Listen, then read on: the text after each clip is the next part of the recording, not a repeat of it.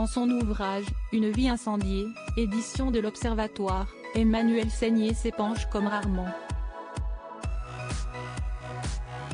Si ce récit autobiographique lui permet avant tout de défendre son mari Roman Polanski, accusé de plusieurs agressions sexuelles et menacé d'extradition aux États-Unis pour être jugé pour l'affaire Samantha Gamet, remontant à 1977, il est aussi un moyen de se raconter plus largement. Elle révèle ainsi les coulisses de sa rencontre avec le cinéaste, âgé de 52 ans, alors qu'elle en avait tout juste 19 ans. Et à cette époque, la sœur de Mathilde Seigner est en couple, avec un sportif également comédien. CST Dominique Besnéard qui insiste pour qu'elle rencontre Roman Polanski. J'ai 18 ans, raconte Emmanuelle Seigner.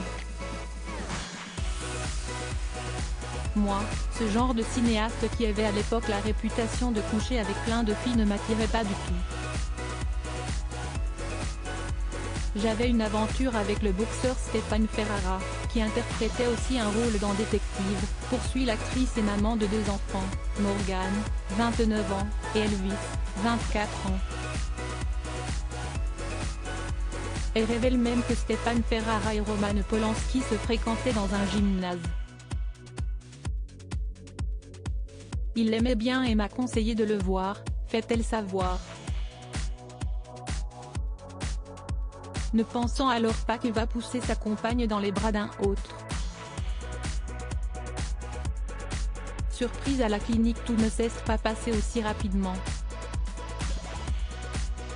Mais dès leur première rencontre, Roman Polanski joue les séducteurs, mais élégants, précise Emmanuelle Seigner.